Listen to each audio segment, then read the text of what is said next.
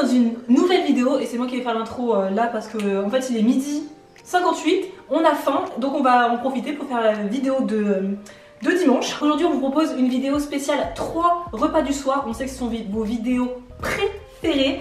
Donc c'est 3 repas du soir et en plus Mazel Tov, vous allez être content, il n'y a même pas de four inclus dans cette préparation. On est content, on applaudit parce que vous savez, les et moi on a une addiction avec notre four et on a du mal à s'en détacher. Donc je commence par la première recette. Ce sont vraiment des recettes hyper simples comme toujours, hyper faciles et surtout rapides le soir, on a hâte le temps quoi, tu vois. Donc pour la première recette, on va faire une poêlée asiatique. Vous savez que on adore ça. On est contente, les courgettes sont back sur les étalages de nos marchés, donc on est hyper contente. Donc on va en profiter pour prendre une courgette. Donc moi là je fais pour une personne, doublez les proportions si vous êtes une famille nombreuse. Donc on va prendre une courgette, là c'est une toute petite carotte, chouchou.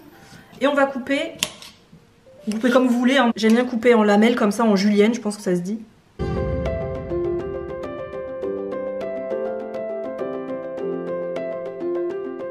La courgette est faite, donc on va faire la même chose avec la petite carotte.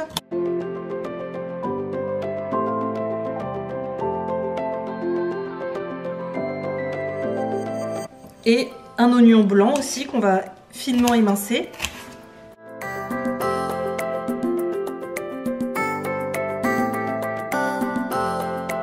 Donc j'ai déjà préparé mes vermicelles de riz, ce sont des vermicelles 100% riz.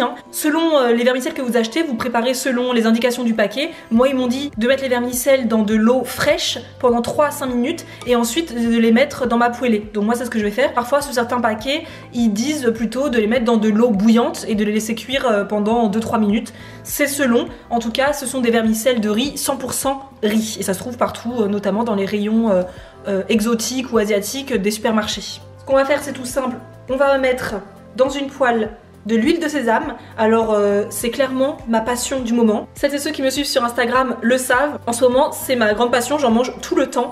Donc c'est de l'huile que j'ai acheté chez Géant Casino, c'est bio. C'est de l'huile de sésame grillée pressée à froid. Franchement c'est un must-have dans vos cuisines. Achetez ça, je vous en supplie. Donc j'en mets un peu dans une poêle. Voilà, là je pense que c'est suffisant. On laisse chauffer la poêle à feu doux, tranquillement, faut pas que ce soit trop fort. Et ensuite on ajoutera les oignons et les carottes en premier. Donc ça sent déjà super bon le sésame, mon dieu. Hop. Donc on va laisser tranquillement revenir juste quelques instants le temps que les oignons dorent et ensuite je mettrai les courgettes. Mais en attendant on va tout simplement faire la petite sauce qui va accompagner cette poêlée asiatique. Un bol s'il vous plaît. On va faire un mélange asiatique, tout simplement. On va mettre, moi je vais mettre au pifomètre en général, je fais, j'avoue. On va mettre une cuillère à soupe de sauce soja. D'ailleurs, je vais en mettre juste un tout petit peu. J'ai oublié d'en mettre un petit peu. Hop, dans les pâtes, c'est sympa, ça va leur donner un petit peu de goût. On va mettre également une cuillère à soupe de jus de citron, donc du citron jaune ou du citron vert. Le citron vert, c'est 1000 fois meilleur pour les poêlées asiatiques. On va mettre également une petite cuillère à café de miel. Et on va presser un petit morceau comme ça de gingembre. C'est tellement bon le gingembre, c'est vraiment un must-have.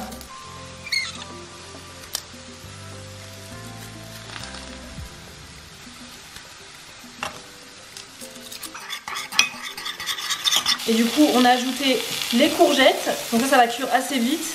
Donc je vais tout simplement égoutter mes pâtes et les ajouter directement dans ma poêlée.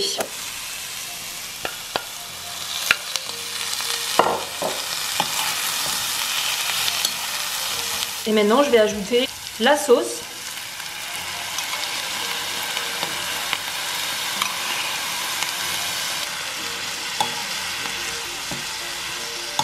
Et voilà, c'est prêt. Franchement je crois que ça fait 10 minutes qu'on a commencé. Une poêlée asiatique n'est absolument pas terminée tant qu'on n'a pas rajouté des cacahuètes non salées. Donc là Isadora les a achetées en magasin bio. Moi je les achète toujours chez Lidl. Donc soyez généreux, ça apporte le croustillant au plat. Et évidemment également l'incontournable coriandre. Je sais que vous êtes nombreux à ne pas aimer ça. Je vous assure, Isadora et moi on détestait la coriandre avant. Mais aujourd'hui c'est inconcevable de ne pas aimer la coriandre. C'est une tuerie. Donc je vais couper ça finement et je vais parsemer mon plat. Et c'est parti, on parsème.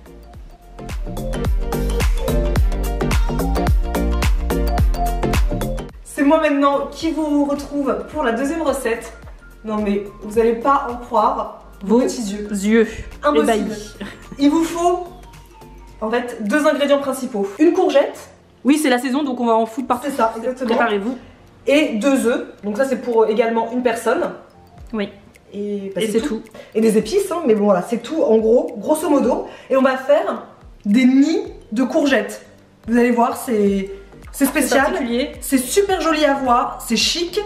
C'est bon. C'est super bon. Ça remplit l'assiette. C'est un super repas du soir. C'est sain, c'est léger. Bref, vous allez voir. Pour cela, on va utiliser un spiralizer. Donc là, c'est un spiralizer voilà, que moi je préfère ce système-là.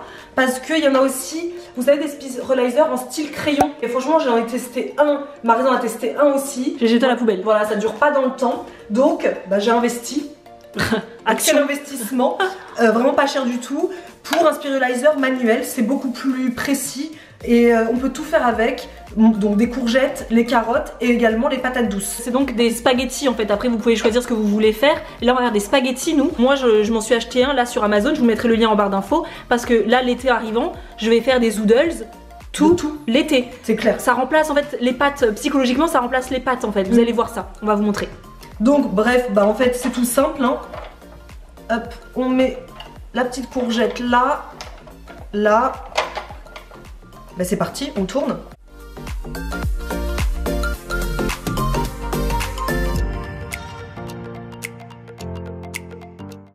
Donc voilà, ça fait des spaghettis de courgettes. Donc là on fait chauffer un petit peu d'huile d'olive dans une poêle. On ajoute les courgettes, donc les nouilles de courgettes comme ça. À partir de là on va mettre un petit peu d'assaisonnement, donc vous mettez ce que vous voulez. Là c'est des épices à taco, voilà, qu'on avait acheté qu'on a acheté à New York. Un petit peu de sel, donc là c'est un mélange sel, poivre et compagnie. Et vraiment on laisse cuire mais juste 3 minutes. Il ne faut pas que ça devienne de la purée, il faut que ça puisse encore se tenir.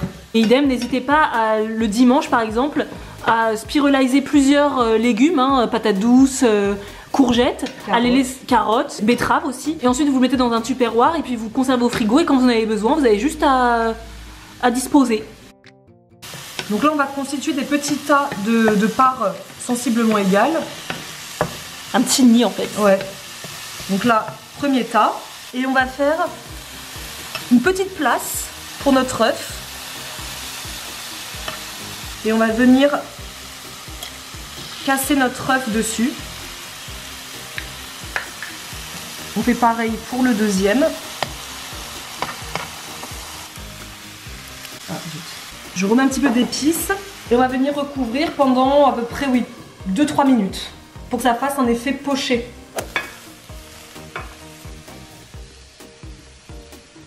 Une fois que vous avez sorti donc vos œufs, vos petits nids de votre poêle, il ne reste plus qu'à percer pour avoir tout le jaune qui coule et ça fait une sorte en fait vraiment d'œuf poché. Et voilà, c'est prêt, c'est hyper bon, c'est hyper facile à faire. Là aussi, je pense que comme Marisa, c'est même plus rapide, je pense, que la recette précédente. C'est très très bon. J'ai mangé ça hier soir, je peux vous dire que c'est une dinguerie. J'ai accompagné ça d'un petit morceau de pain avec du fromage ou avec de l'avocat, des choses comme ça. C'est un dîner léger, vraiment super bon et surtout assez chic en fait. C'est pas juste une poêlée de courgettes avec un œuf. Alors pour la troisième recette de cette vidéo, on va préparer une recette encore tellement facile. Ce sont des gaufres. Vous savez que nous aimons les gaufres. On vous a proposé déjà plein de recettes de gaufres sur cette chaîne. Des gaufres à la courgette, des gaufres vegan, des gaufres au flocon d'avoine. Enfin, il y en a pour tous les goûts. Et aujourd'hui, on va vous proposer des gaufres paléo, comme on appelle, vous savez, la mode du paléolithique. C'est des gaufres à la patate douce. Donc il vous faut tout simplement une patate douce. Donc moi je l'ai coupée en petits dés, je l'ai mis dans un tupperware et je vais tout simplement faire cuire au four micro-ondes parce que no time. Vous pouvez aussi cuire votre patate douce à la vapeur si vous avez un cuit-vapeur, au four si vous avez un four, donc c'est bien une bonne heure, hein, faut compter. Donc voilà, donc c'est pas trop rapide si on veut le faire au four. Et il vous faut également un œuf. Et puis après on verra les toppings, ça c'est selon votre choix. On commence tout simplement par mettre ça au micro-ondes pendant entre 10 et 15 minutes. Donc les patates douces sortent du micro-ondes, il vous suffit juste d'écraser en purée tout simplement. Je sais pas si je l'ai dit tout à l'heure, vous faites cuire au micro-ondes dans un tupperware avec un fond d'eau au fond tout simplement.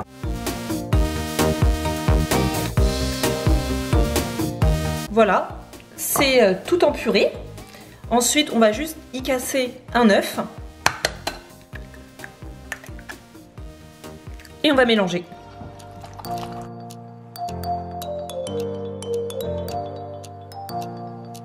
Avant d'assaisonner, je vais préchauffer le gaufrier. Donc moi j'utilise mon gaufrier, mon super gaufrier que je me suis acheté chez Lidl. Si vous n'en avez pas, franchement pour moi c'est un incontournable. Et regardez, pensez à regarder chez Lidl, ils sont vraiment pas chers. Je vais mettre un petit peu d'huile de coco.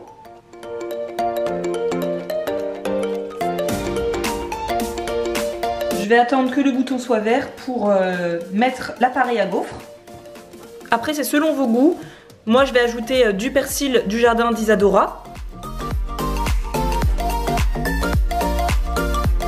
J'ai ajouté également du sel. Du curry.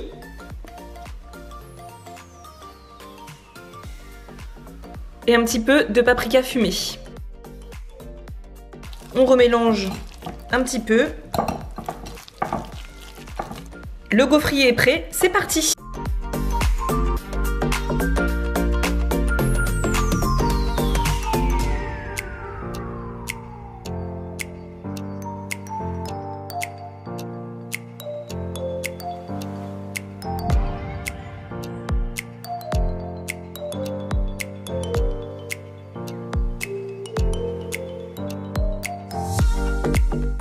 Donc voilà, ça va nous faire environ 5 belles gaufres. Donc là il y en a une autre qui est encore en train de cuire. Mais je me suis dit qu'on allait commencer tout de suite à préparer le topping. Que va-t-on mettre? Donc là pour Isadora évidemment, hein, là c'est absolument pas pour moi.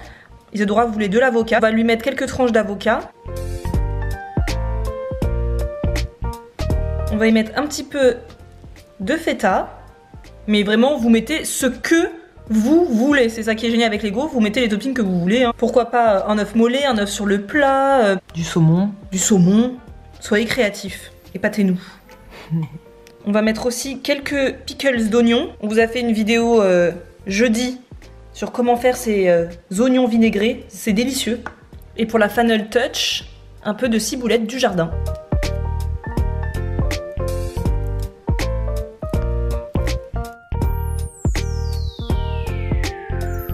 Et voilà, c'est prêt. Ça a l'air super bon.